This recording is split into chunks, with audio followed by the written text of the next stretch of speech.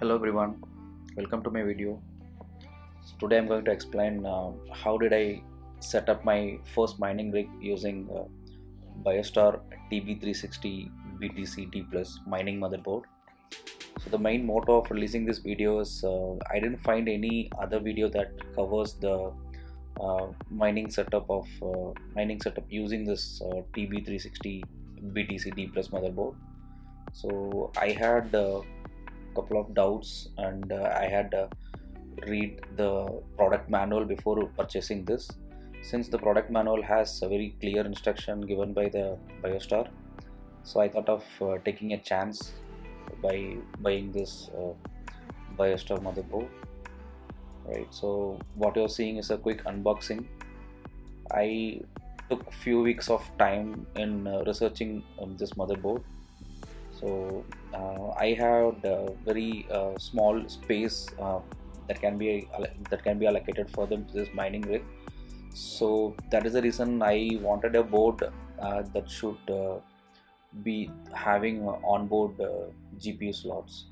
So I wanted to avoid this risers. So I want to set up my mining board without any risers. So that is the only reason to going for this motherboard.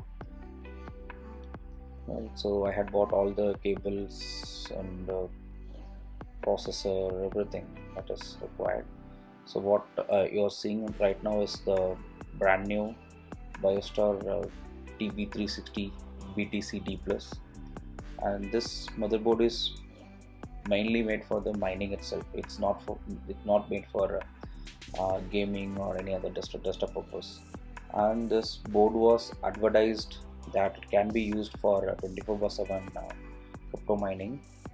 So I wanted a board which can be operated on 24/7. And you can see here there are dedicated 16x PCIe slots available, and so at max you can insert 8 GPUs without any risers. The downside of this board is you need to keep your GPUs very close together, and you cannot expand more than 8 GPUs. But since this is my first mining rig, yeah, I hope 8 GPU itself is a good choice for me.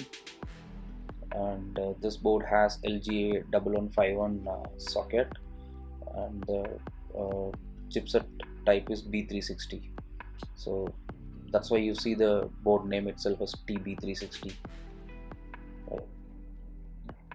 And coming to the product quality, I can compare it with my previous Asus and Gigabyte motherboards.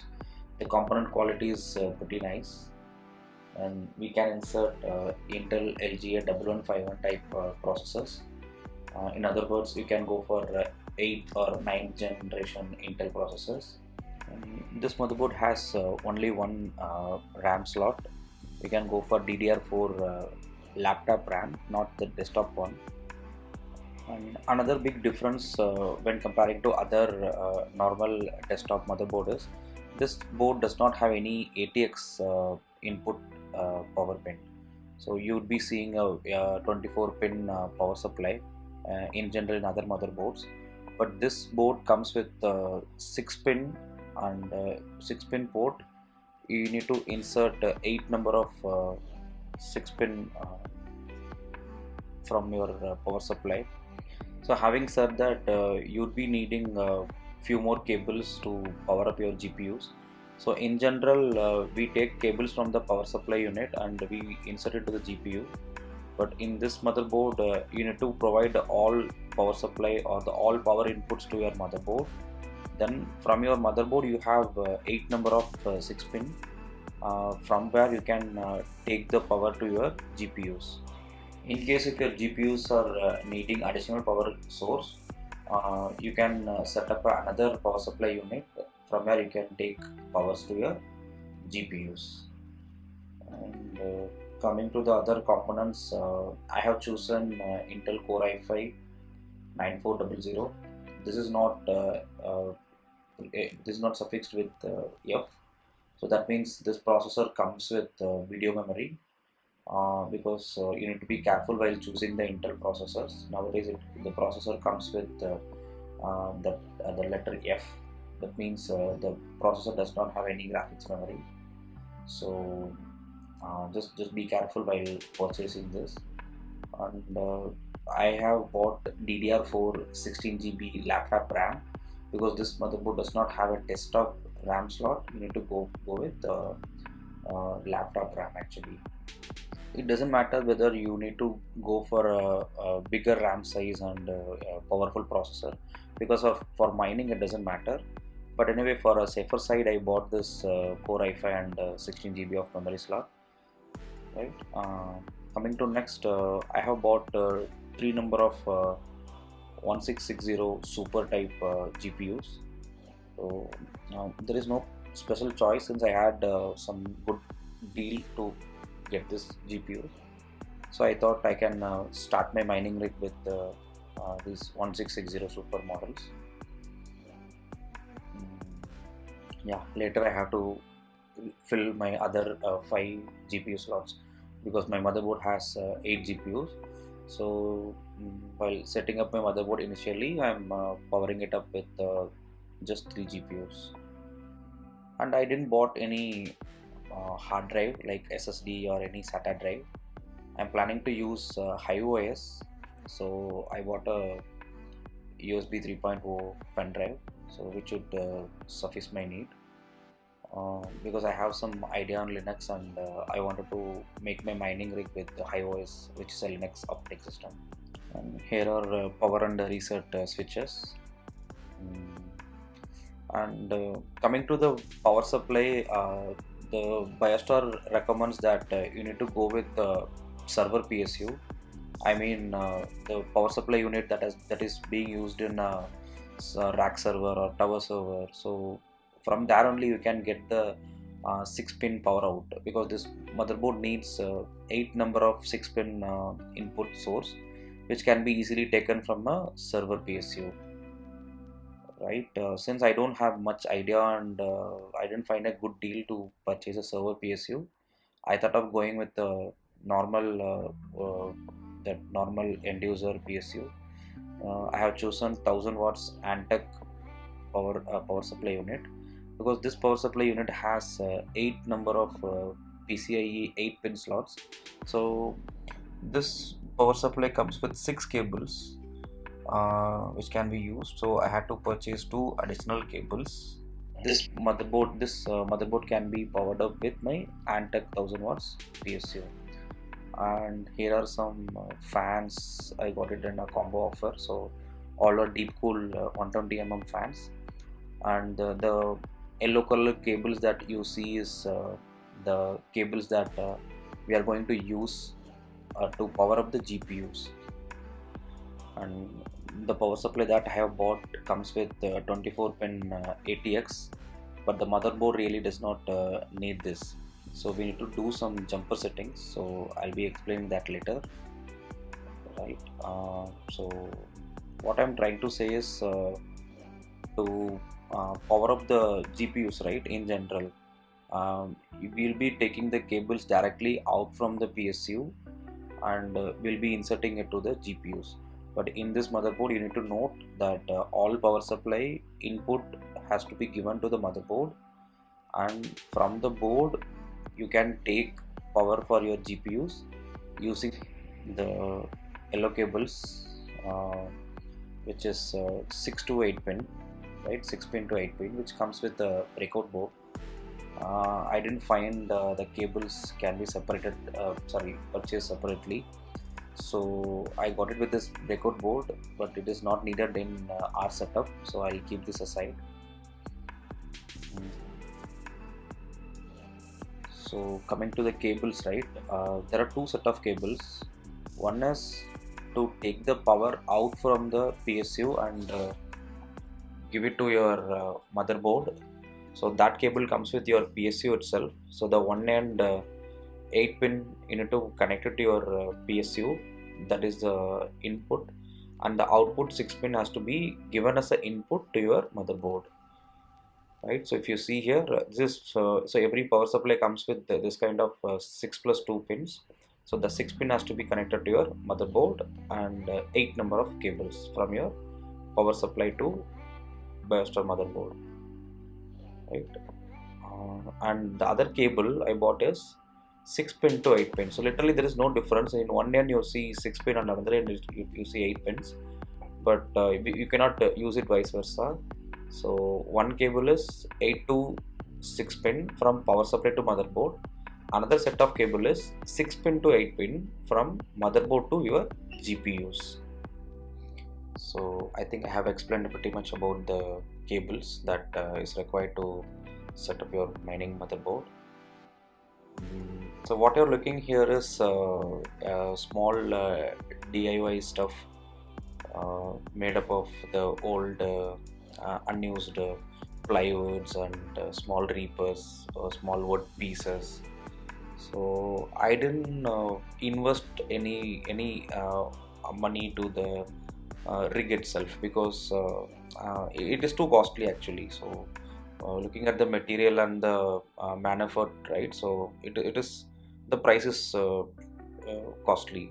Since it's my first mining motherboard, I got the motherboard first. I took measurements, and there were a lot of reworks, I have to tell that. So after that, I think it's very good actually. It's sturdy, and even I have placed holes, and it was measured precisely, and using cutting tools, right? I had made this.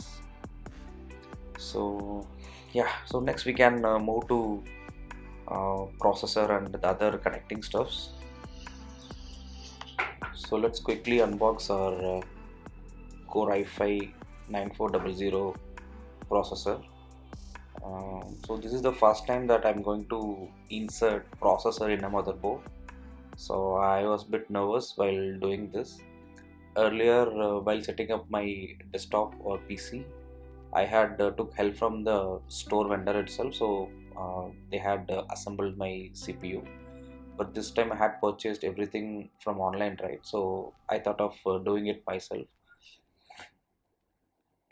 Yeah, so there are a few brandings and other stuff. So you'll be seeing general unboxing, right? And I have watched a couple of videos uh, in general to insert this LGA 1151 socket processor. Yeah, so I'm a bit nervous, but I have good amount of confidence. So I didn't purchase any separate fan unit for this unit for my CPU, because the main hero here is GPU, which has to be cooled down. But CPU itself, I'm not going to be using it for mining purpose. So it should be mostly idle. So I think the fan which comes with the processor itself, right? It should be more than enough to cool down your CPU.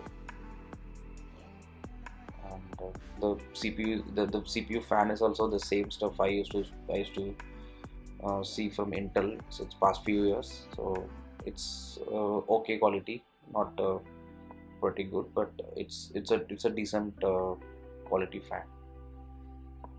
And this fan comes with thermal paste. But anyway, one of my friends suggested that suggested me to purchase a separate thermal paste. So I had bought a small paste also. So yeah, so let's quickly open this and put it in the socket. Yeah, before that, let me take the things ready. I have kept the thermal paste somewhere. Yeah, so this is the paste I got for just few bucks. And meanwhile, I was reading how to insert the CPU in my Biostar TB360 D Plus motherboard. Even though I have watched several videos, but I'm going to follow the instruction given with my motherboard, which should be best practice, I would say. So yeah, let's go with this. So I have never opened the socket so far, so this is the first time I'm going to open this. So there is a small clip given over there, so if you gently pull and open it, so the cap is opening automatically. And yeah, it's a bit shaky, but we don't need to worry about that. And the main thing you need to note here is every motherboard has the indication of a small triangle, so you need to look at carefully where that triangle is located. So in this motherboard it is located somewhere, right? So, and you can see a small triangle in your processor also. So you need to simply put the triangle corner in the triangle that is depicted in your motherboard. So that is the simplest way to insert your Intel CPU, I mean Intel processor. Even you cannot make any mistake here. Even if you put it in any other direction, right, the socket cannot be closed. And be careful while handling this. You should not touch any part which may affect the performance. So I'm just matching the triangle corners in my motherboard and in my CPU, and yeah, it was fit perfectly. So as I said, you cannot make any mistake here. So I'm just closing the socket. If you don't noticed, I didn't remove the black color cap, because if you have inserted your CPU properly, the cap would come out automatically. That's what happened in my case. So you don't need to remove the cap before placing the CPU in your motherboard. So let it come out automatically. Yeah, I think I had done it well.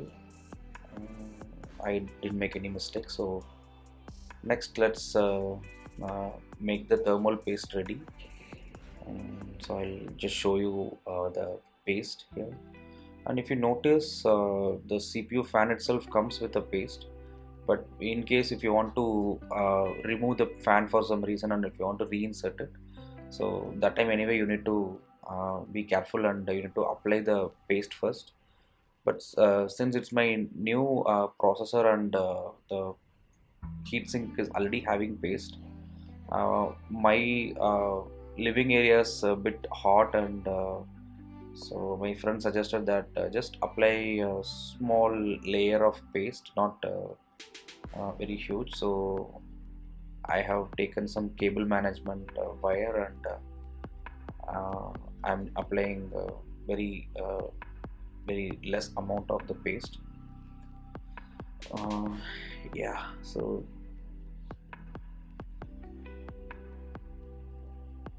there was something spilled out. Let me wipe it off later. Yeah, so I think in the video it looks I have applied a lot, but really I applied a very little amount of the paste. So let me wipe out this, and meanwhile one of my friend is helping me to set up the uh, I mean the configuring the board.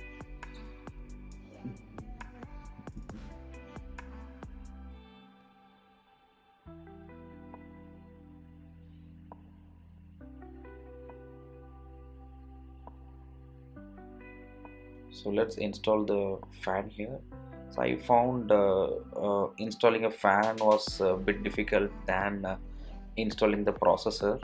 So I had to remove the fan twice, and I had to read the manual again, and so finally it was inserted very well.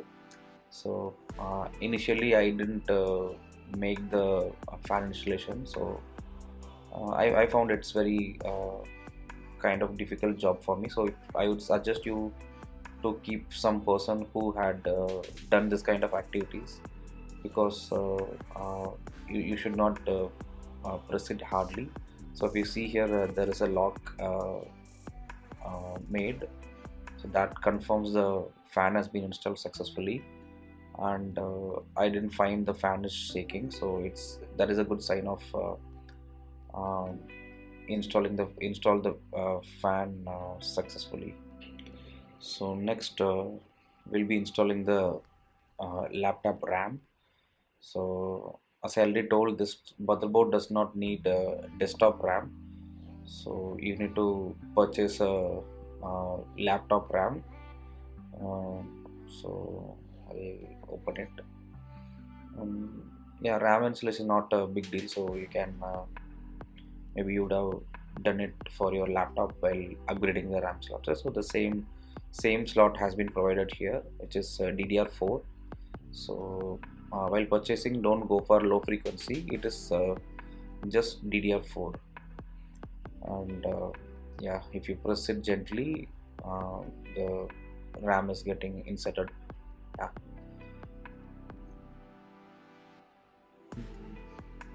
Yeah, so next what we can go for is we have to power up the motherboard using the cables given from the PSU itself, so which I had explained already. Mm.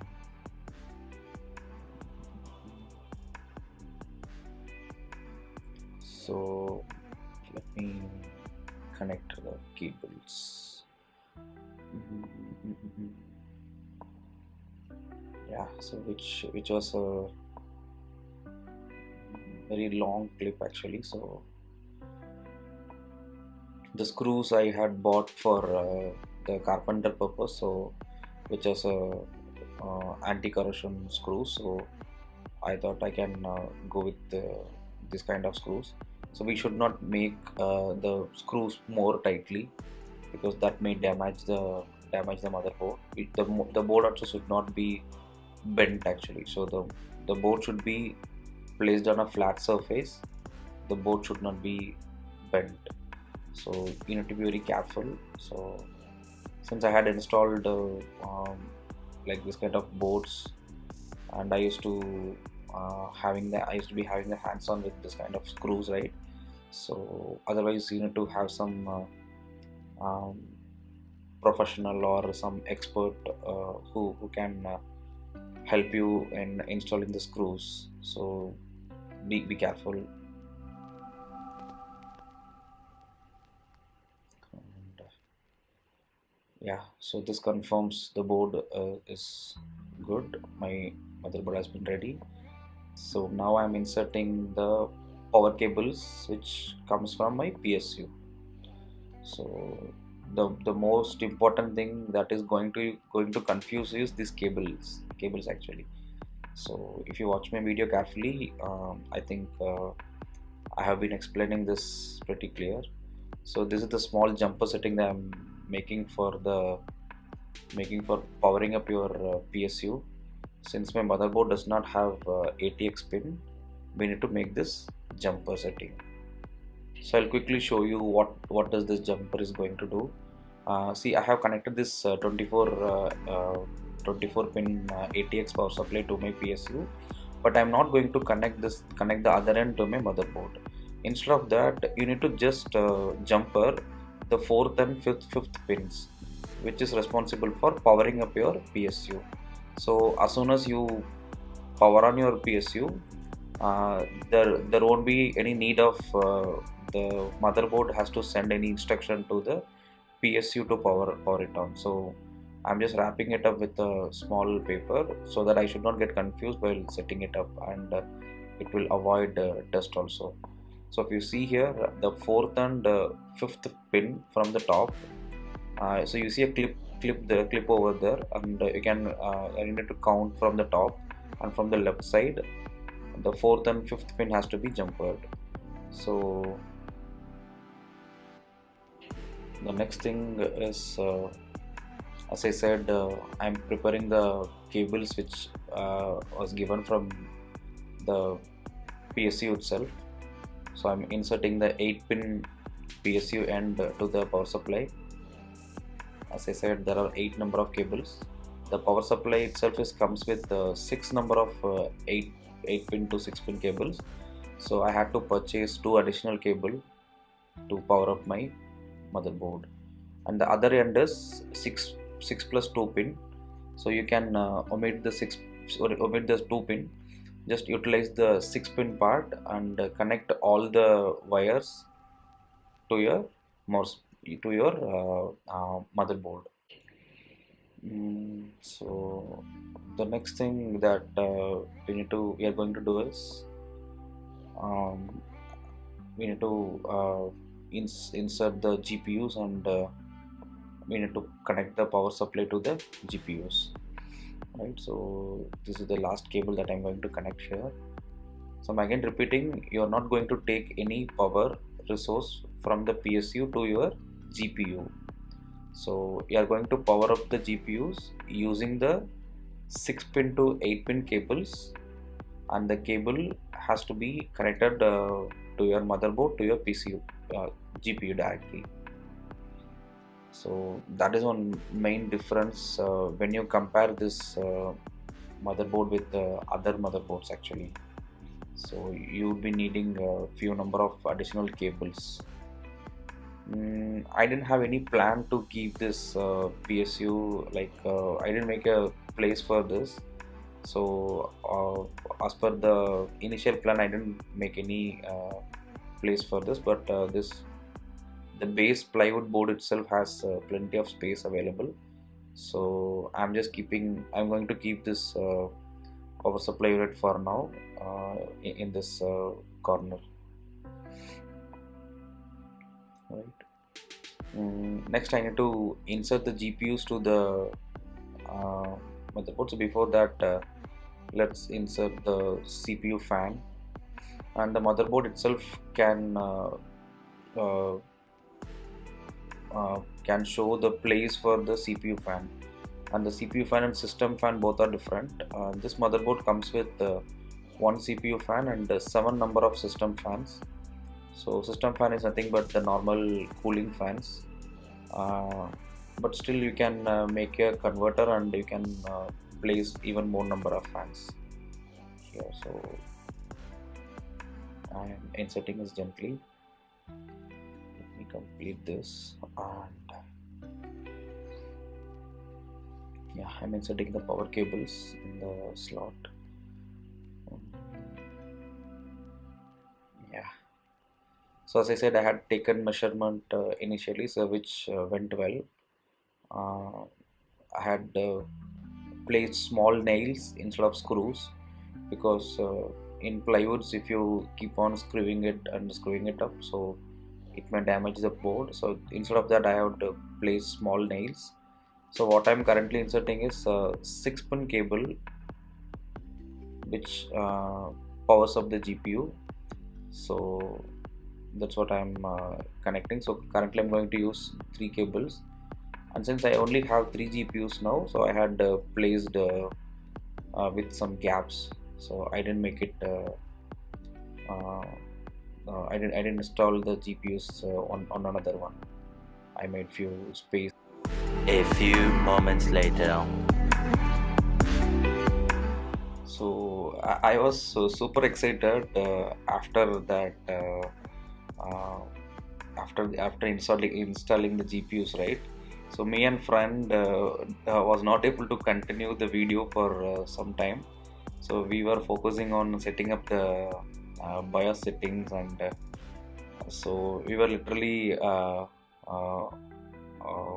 of happy. So we powered up the GPU, so we could not continue the video for more than 1 hour actually. So there were not much issues actually. There were no issues actually, basically. So I had powered on the rig, and the HDMI cable was inserted to the onboard HDMI slot. That confirms my CPU is working fine, and everything is perfectly fine. And I had watched some tutorial to make this bootable pen drive that I'm using iOS, so which went well actually. So I had placed the fans temporarily. I need to make this. I need to keep this rig somewhere. The airflow I was explaining. So the airflow I have set up like we need to push it from the back end, and we need to pull it from the front end. But I need to try out all the airflow types, because in some video and in some tutorial I have seen that the cool air has to be pushed to the GPUs. So I'm going to basically try out with these 3 GPUs. And so once I get good hands-on and I get good confidence, right, I'll be investing further in the other GPUs. So as I said, the main motto, right, of releasing this video is not to make some profit out of YouTube. It's like to explain others that how can we set up the mining rig without any risers. So if you see here, I have not placed any risers, and the places between the GPUs are decent enough. And you can see here the mining has already been started. I have not applied any special settings or something, so I'm getting the default hash rate, which you can see from the iOS Linux terminal. And I think we are very close to the end of the video. If you want me to explain the cables and the other hardware components, how did I choose, maybe you can comment below.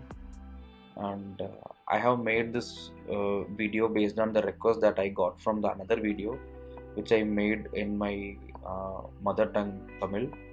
So I had few requests shown, few interest shown by the other YouTube viewers. So that is the main purpose of giving the voiceover to this video. So you can see my rig is up and running. So while making this video, I have already bought few GPUs, and I'm upgrading my rig. So you can subscribe to my channel if you are looking for the further versions of my rig video. If you find that I have made some mistakes or I have missed any best practices while setting up my rig, please feel free to comment your suggestions in my video. And as I said, I'm not looking for any profit out of this video. This video is mainly for informative purpose. So in future I don't have any other plan, like I have to focus on my professional career, and I have to make some money out of this mining rig. So that's what my short-term goal. Yeah. And if you have any queries or any questions with respect to my rig and with respect to the components I have explained you, please comment over my video.